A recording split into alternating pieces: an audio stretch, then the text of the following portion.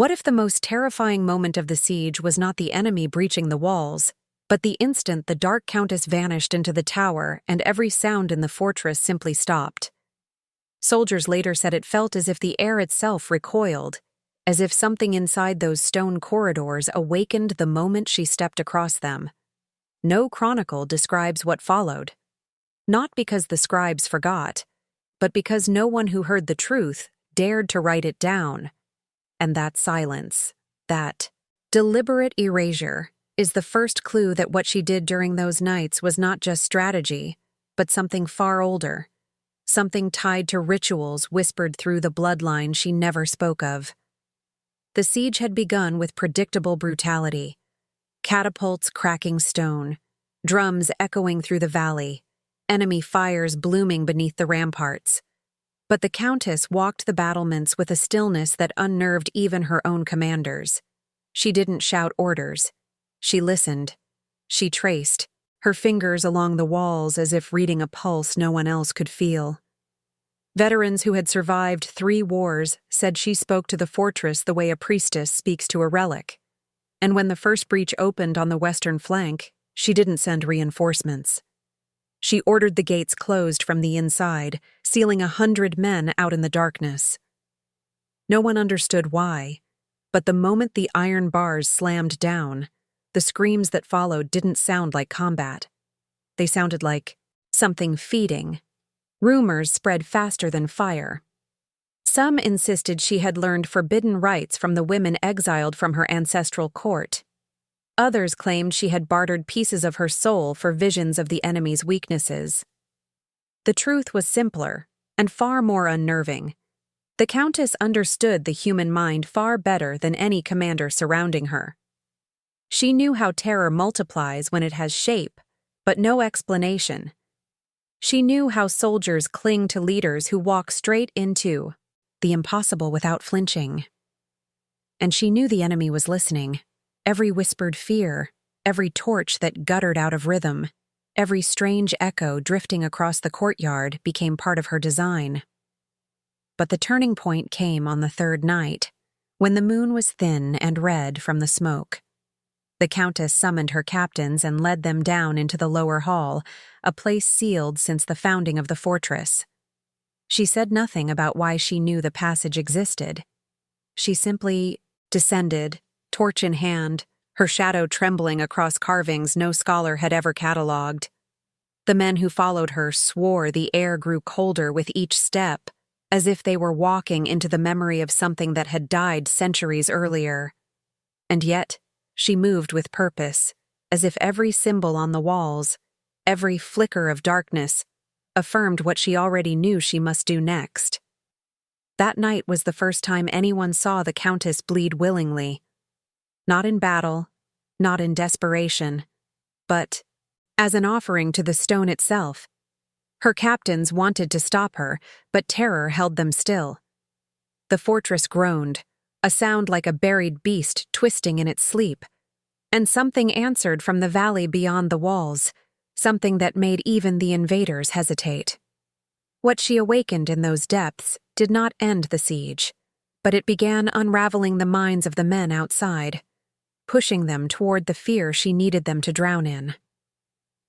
You might already feel the weight of that moment, the sense that what happened next was far worse than anything the official accounts imply, and you would be right. Before we descend further into those forbidden chambers, tell me what you think this ritual truly meant. Share your thoughts in the comments. Leave a like if this story is gripping you, and check whether you are subscribed so you do not miss what comes after this moment where everything shifts into darker territory. The soldiers who survived that first descent into the lower hall would later whisper that the Countess's unusual certainty came from a lineage no scholar dared to map. While most noble families proudly displayed genealogies carved into marble, hers contained gaps, sealed archives, and names struck from every record. What remained hinted at women who had risen to power during times of collapse, women who manipulated fear the way generals manipulated armies. The Countess had never spoken of them, yet everything she did suggested she carried knowledge carved into her, bones long before the siege began, It shaped her posture, sharpened her instincts, and gave her the unsettling ability to predict an enemy's next move before scouts even brought reports. From childhood, she had been trained in disciplines that blurred the line between strategy and ritual. While others learned swordplay and diplomacy, she learned how to steady her breathing until her heartbeat slowed so drastically she could sense vibrations in the ground. She learned how to isolate a single sound in the chaos of battle and follow it as if tracking prey.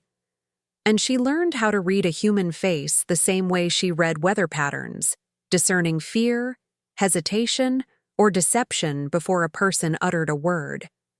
These teachings were remnants of a tradition whispered about in distant provinces, a tradition believed to have died out centuries earlier, yet preserved in fragments by the women of her bloodline. As the siege tightened, these skills became weapons far more potent than blades. She would sit in silence as enemy messengers shouted demands across the valley, her expression unreadable, her eyes studying the formation of their soldiers rather than their words.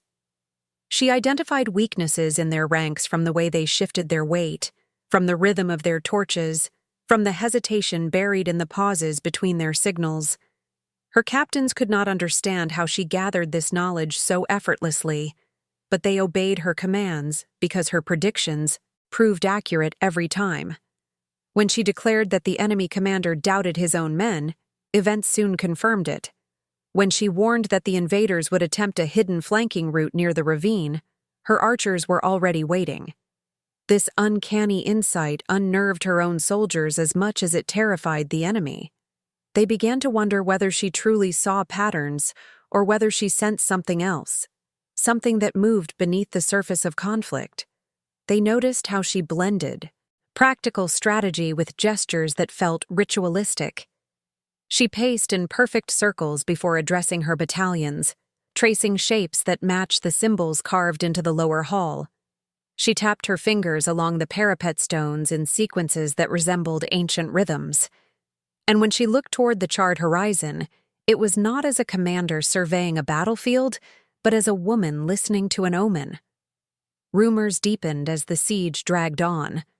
Some claimed her ancestors practiced shadow, disciplines designed to manipulate fear itself, bending morale and perception until enemies collapsed under their own doubts. Others argued she simply inherited an extraordinary intuition passed down through generations of women who survived wars by seeing what others refused to acknowledge. Yet the truth that frightened her captains most was simpler. Her actions suggested she had expected this siege long before the first enemy banner appeared. She moved as if following a path mapped. Generations earlier, guided not by prophecy, but by memory hidden from the rest of the world.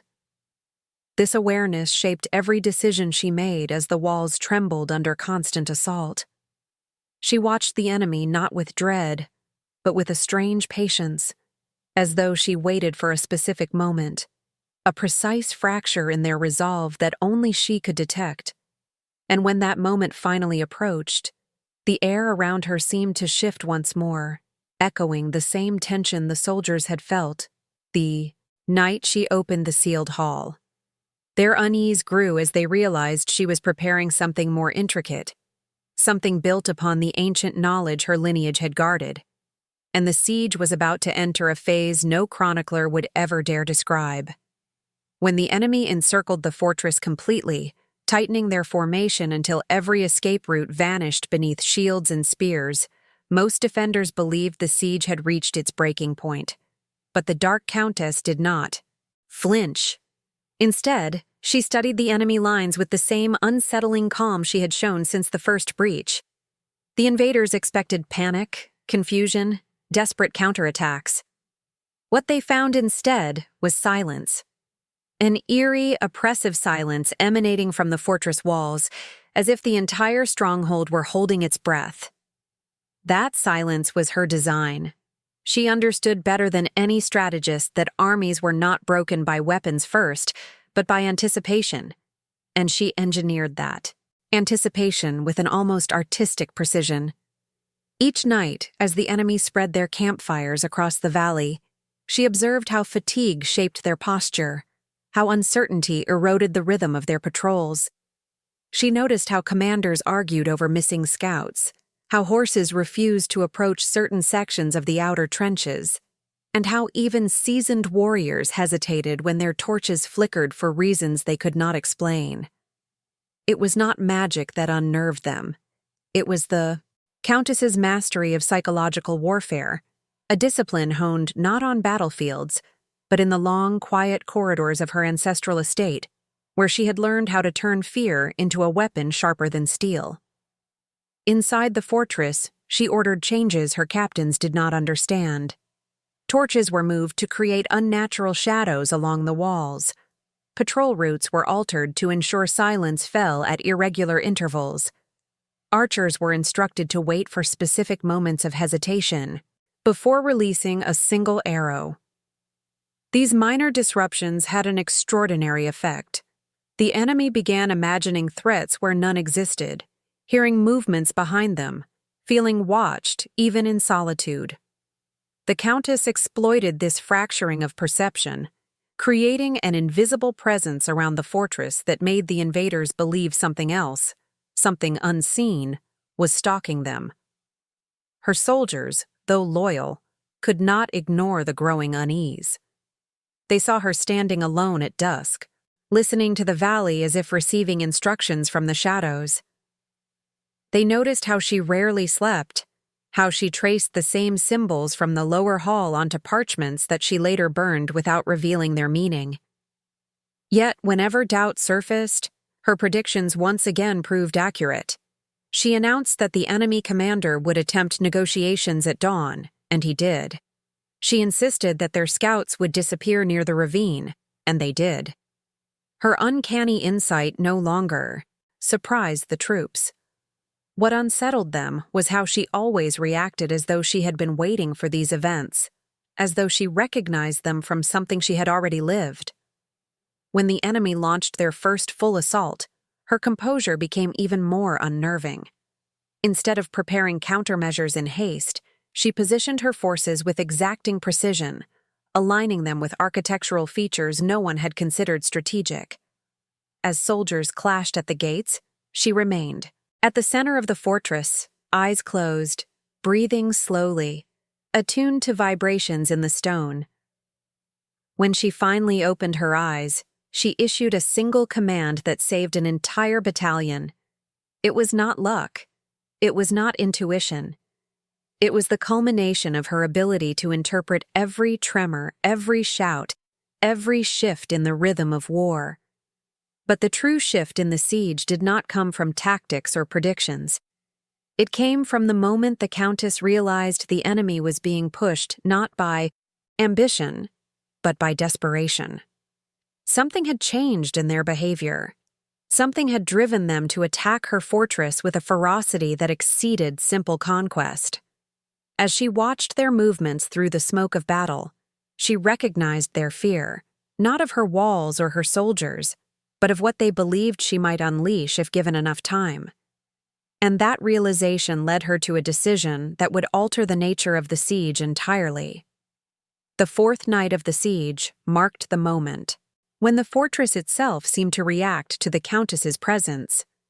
As darkness fell, the wind shifted abruptly, extinguishing torches along the northern wall in a synchronized sweep that felt too deliberate to be natural.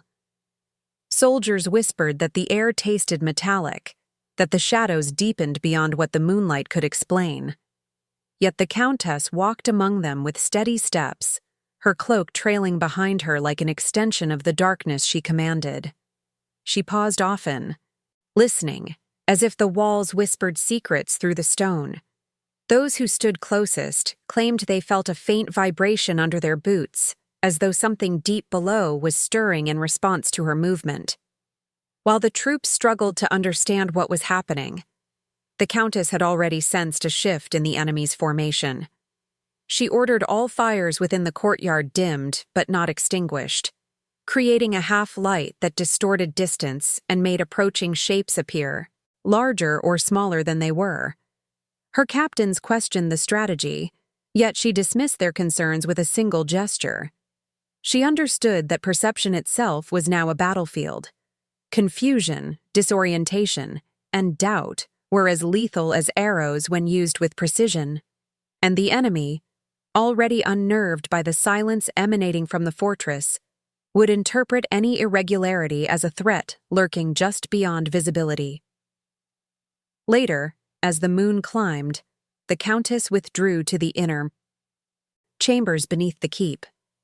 Few had ever seen her enter that area, and those who accompanied her described the unsettling sensation of walking into a place preserved outside of time.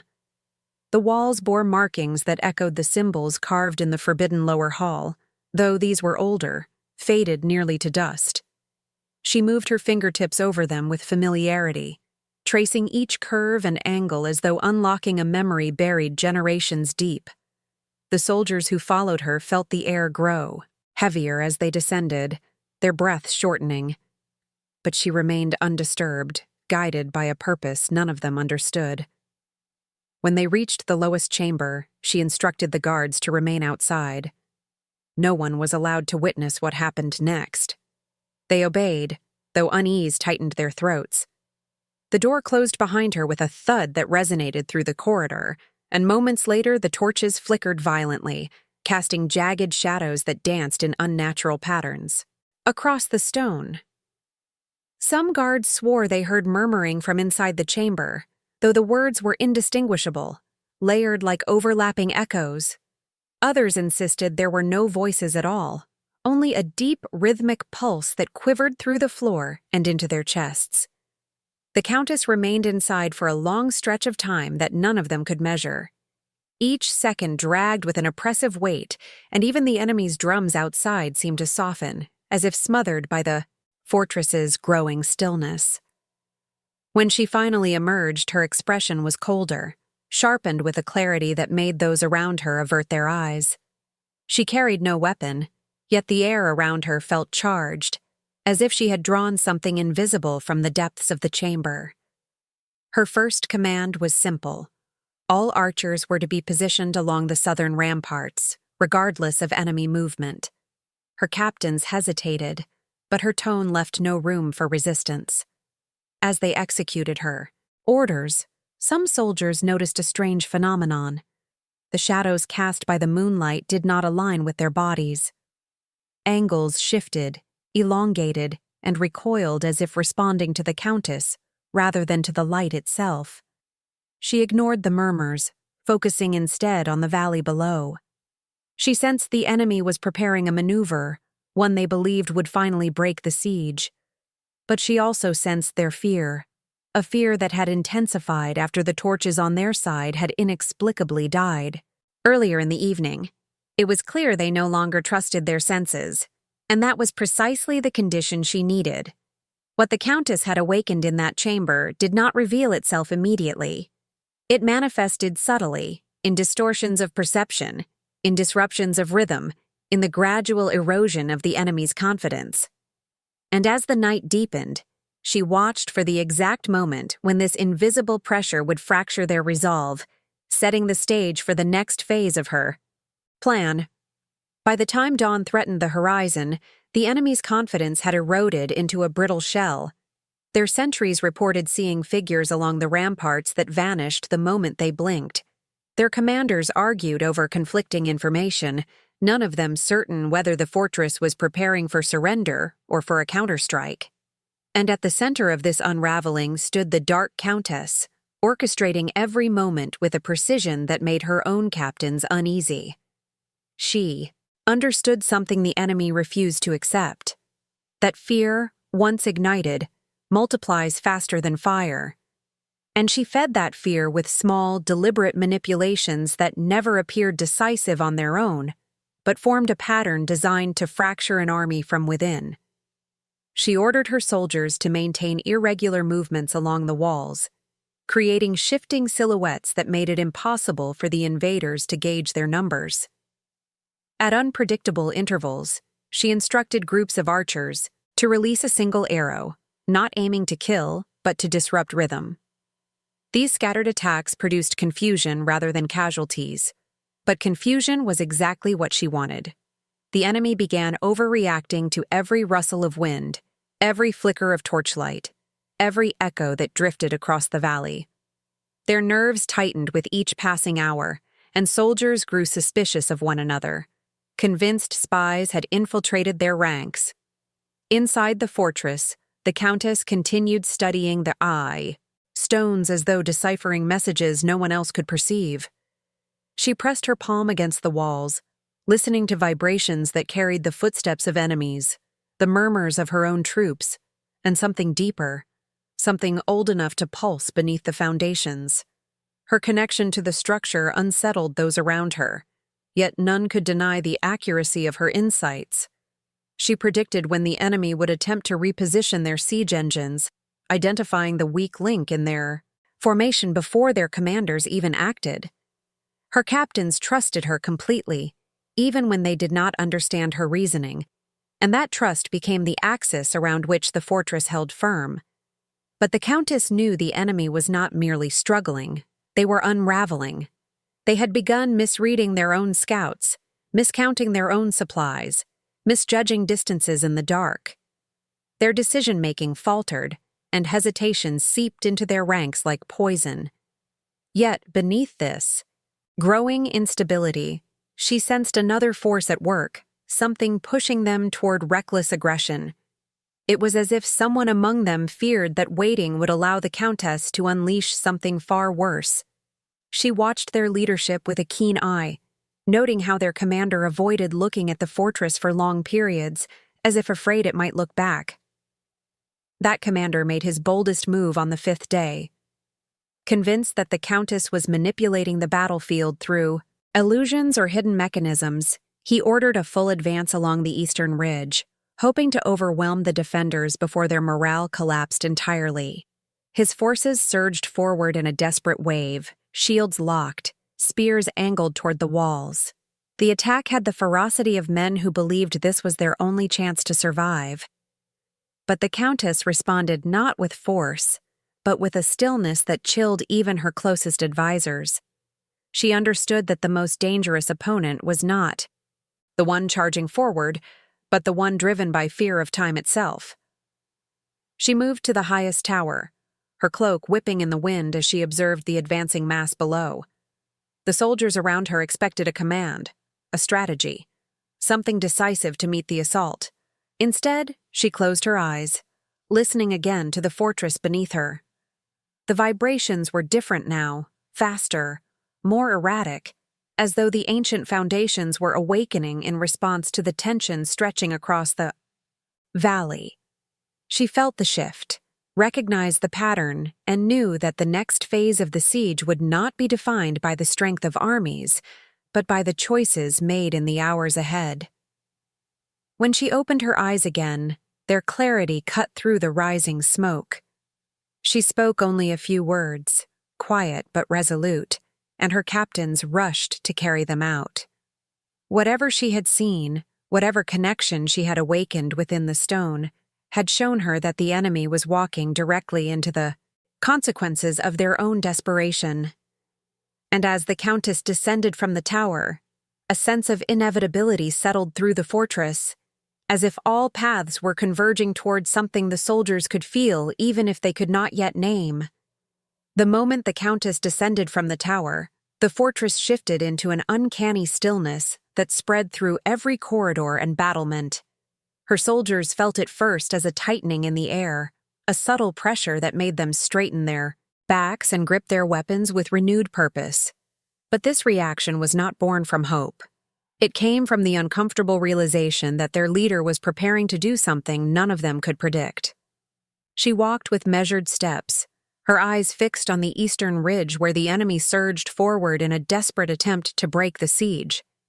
Yet her attention seemed focused not on the men charging toward the walls, but on the ground beneath them, as if she were tracking something, invisible threading its way through the earth.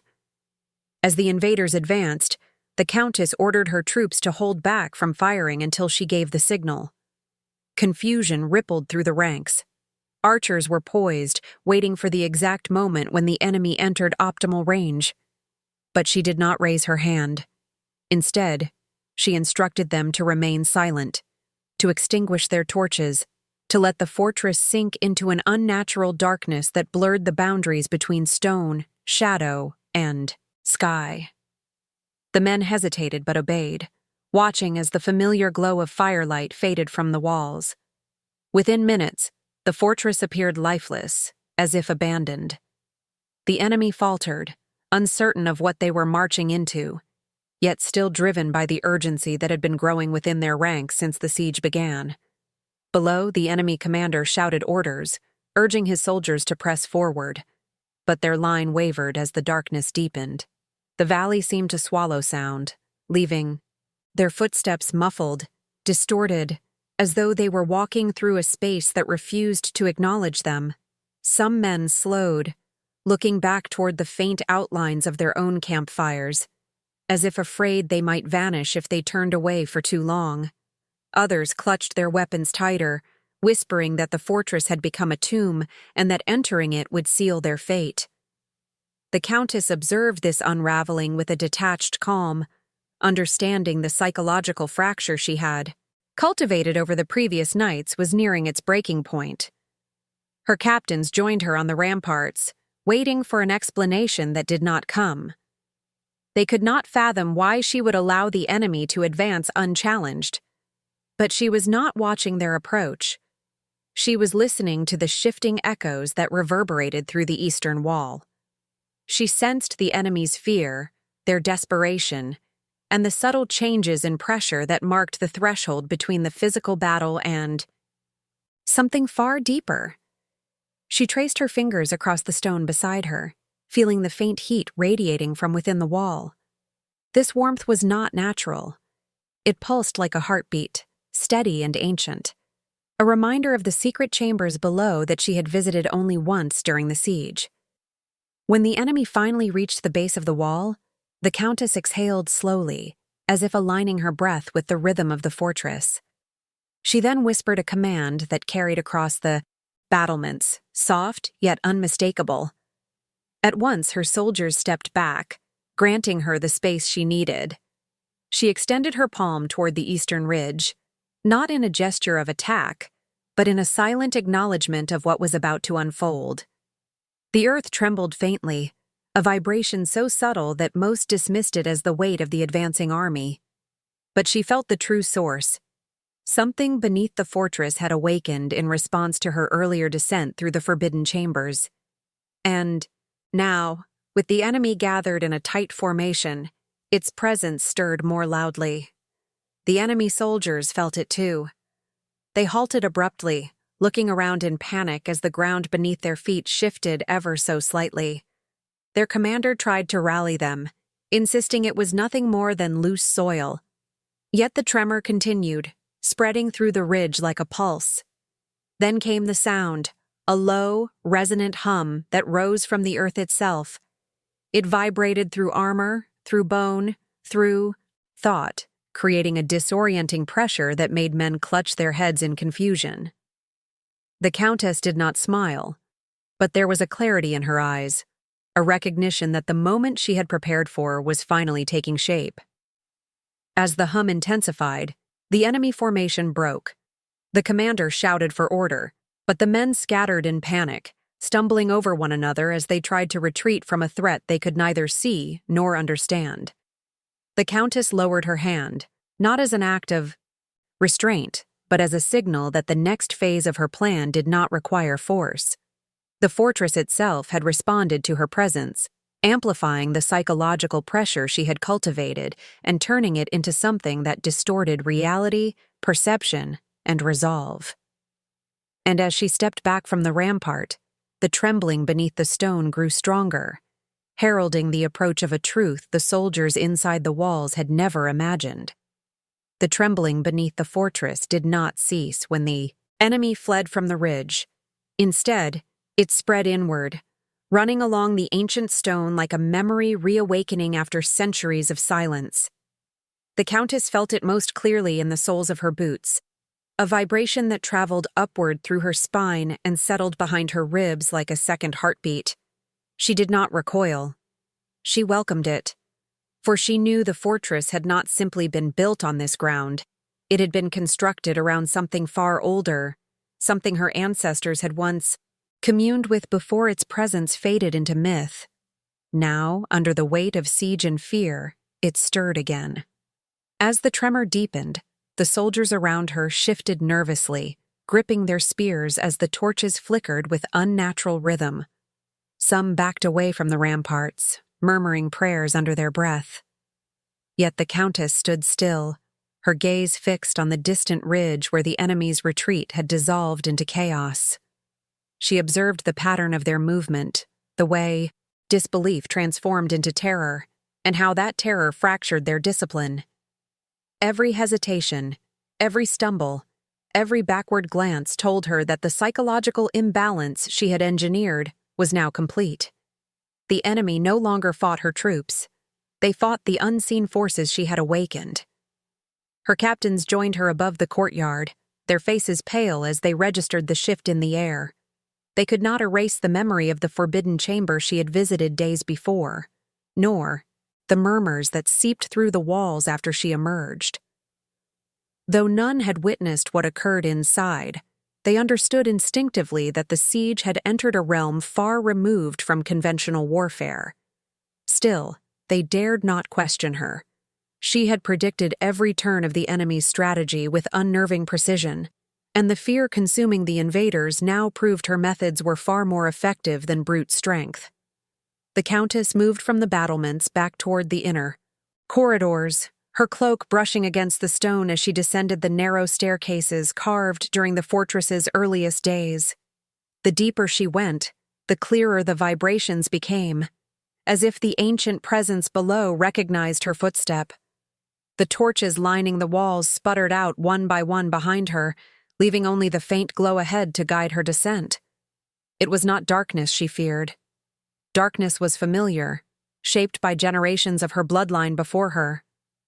What mattered now was alignment, aligning the will of the fortress, the fear of the enemy, and the breaking point she knew was approaching. At the bottom of the stairway, she paused before a sealed archway marked with faint inscriptions. She did not need to decipher them.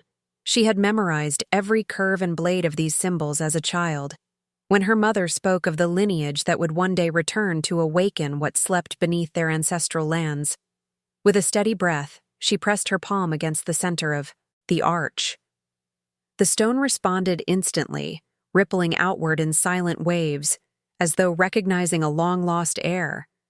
Dust cascaded from the ceiling as the vibrations intensified, and the archway began to open, not by mechanical means, but by a slow folding of its own structure, like stone peeling back from its own shadow.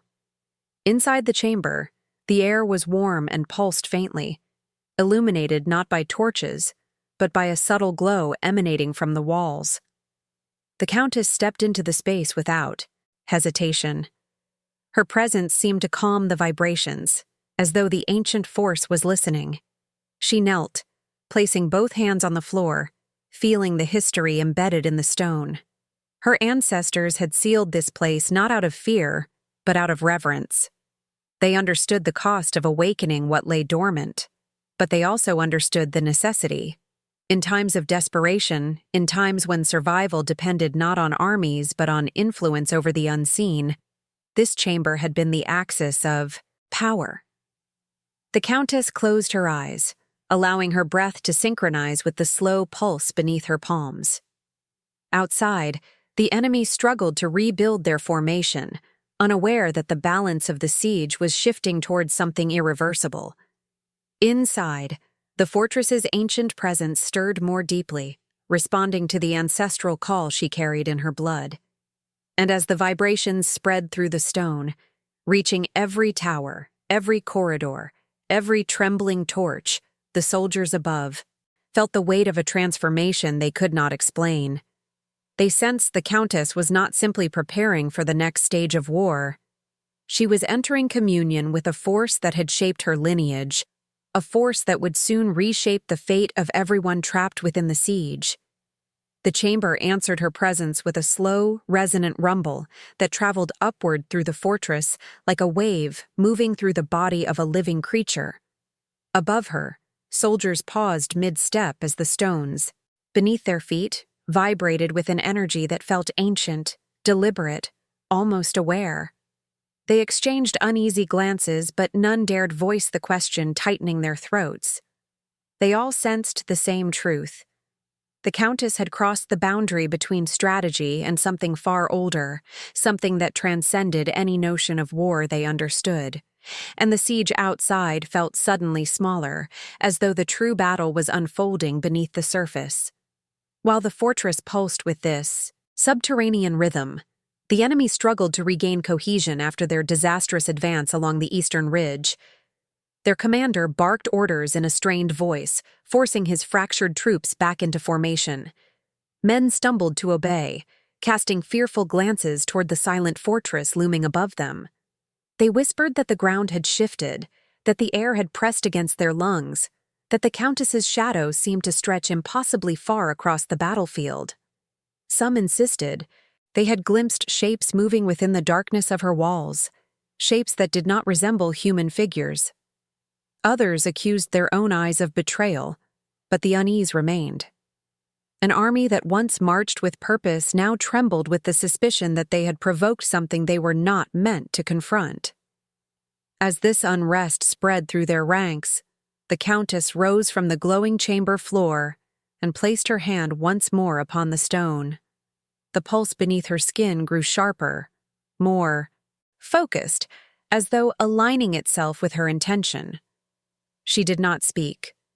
Words were meaningless here, where communication flowed through sensation, memory, and inherited instinct. She let the rhythm settle into her bones, guiding her understanding of what the fortress required. This was not a power she controlled. It was a relationship, one maintained through reverence and restraint. Her ancestors had warned through fragmented stories that awakening the ancient presence demanded precision. Single misalignment could fracture the bond and unleash force without direction. When she emerged from the chamber, the air around her felt charged, thick with an intensity that made torches bow toward her as she passed. Her soldiers stepped aside instinctively, sensing she was carrying more than command now. She moved with a calm that bordered on unnatural, her footsteps silent despite the uneven stone. The vibrations followed her up the staircases, echoes of the chamber still pulsing in, rhythm with her heartbeat. The captains who witnessed her ascent recognized that something within her had shifted. Her gaze no longer searched for opportunity or weakness. It examined the battlefield as if she could see the fractures in the enemy's morale before they fully formed. Outside the walls, the enemy prepared for another assault, rallying what remained of their discipline.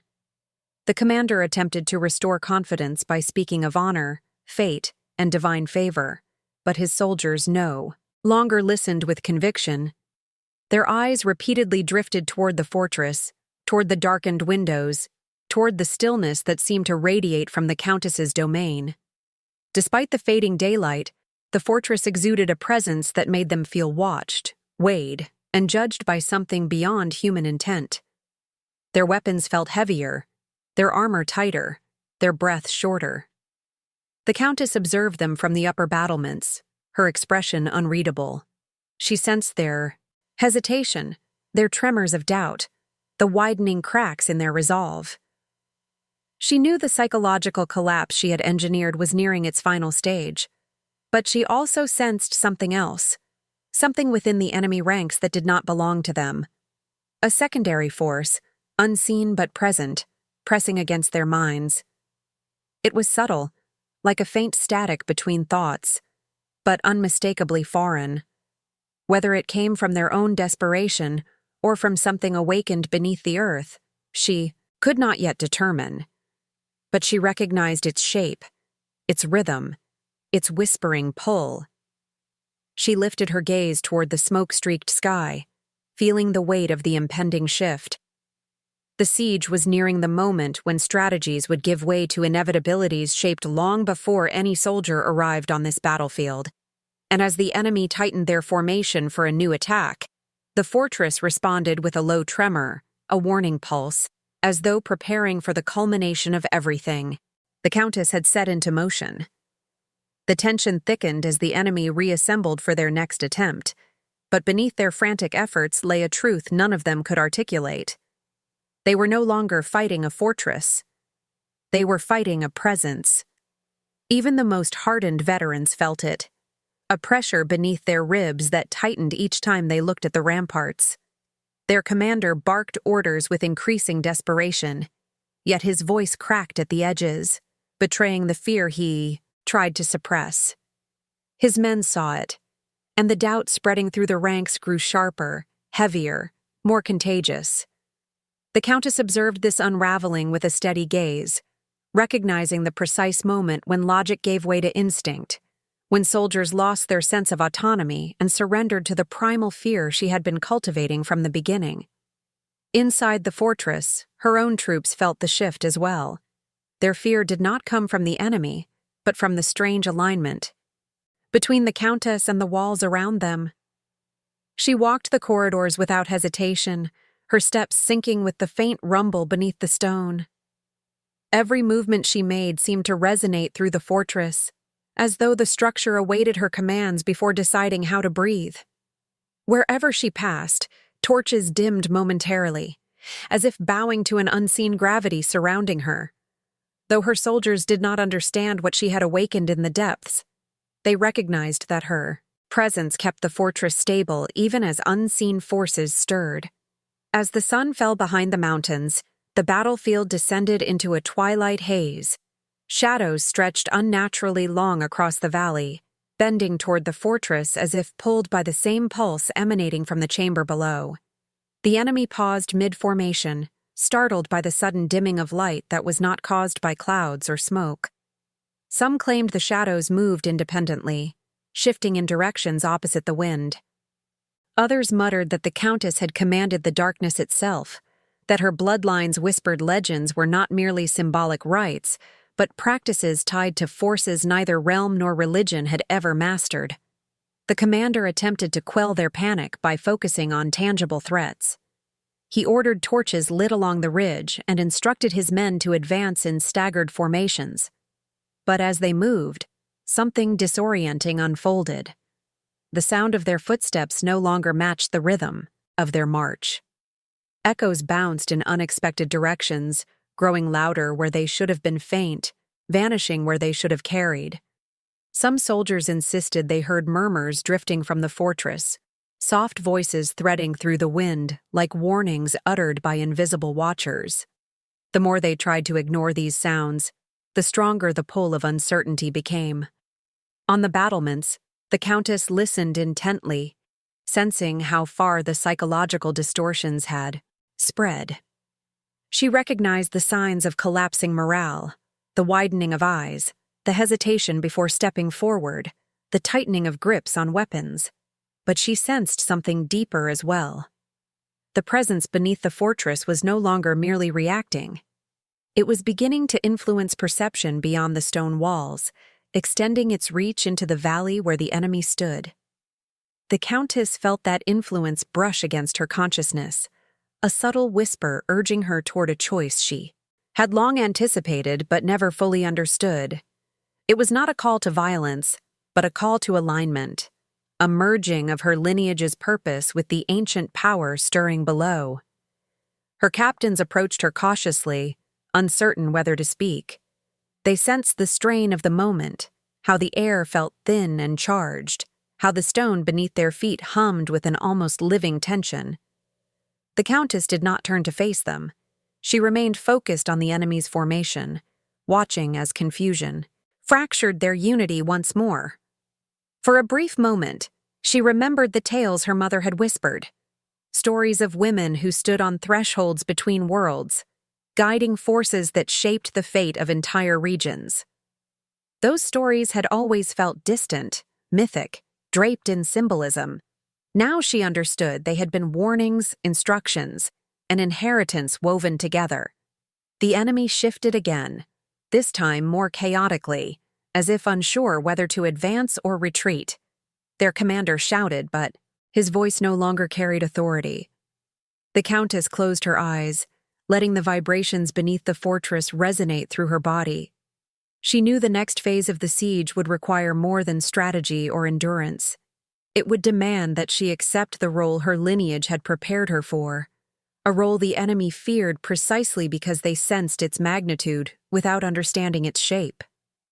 And as she opened her eyes once more, her pulse aligned fully with the fortress's ancient rhythm, signaling that the final turning point of the siege was about to unfold. The fortress had grown so quiet that even the enemy felt its silence pressing against them like a warning delivered in a language none of them understood. The Countess stood at the highest point of the walls, her cloak drawn tight around her as the last remnants of daylight faded into a cold, smoky dusk. Below her, the enemy forces shifted nervously, their once solid formation reduced to a trembling outline of figures who no longer believed in their own strength. They sensed that the ground remembered their fear, that the air carried their hesitation, and that the fortress itself had awakened to witness what would come next. The Countess lowered her gaze toward the valley. The tremors beneath the stone pulsed with a clarity she had never felt before, as though the fortress and the presence within it had aligned with her breath, her pulse, her intent. Her lineage had prepared her for this moment, shaping her, through whispers, rituals, and half-forgotten teachings that once seemed obscure. Only now did she understand their purpose. The siege had not been a test of strength, but a test of resonance, a measure of whether she could withstand the weight of forces that demanded both reverence and control. As the enemy attempted one final surge, the Countess stepped forward, her hand grazing the stone that pulsed with ancient awareness. Her soldiers watched her, unsure whether she acted from strategy or instinct, but they recognized the certainty in her movements. She raised her head, inhaling deeply as the vibrations rose through the tower and into the wind. When she exhaled, the tremor spread outward, rippling across the battlements, down the walls, and into the valley where the enemy stood. It was not an attack. It was a revelation. The enemy froze. Weapons trembled in their hands as they felt a weight descend upon them, a sensation neither physical nor imaginary. It was the realization that the Countess was no longer simply defending a fortress. She was synchronizing with it, channeling its ancient presence into a force that eroded their certainty, their identity, their will to stand. Some dropped their shields. Others turned without warning and fled into the dusk, abandoning the battlefield in silent panic. Their commander shouted until his voice fractured, but fear had already rooted itself too deeply. The Countess watched as their formation dissolved like mist pulling away from stone.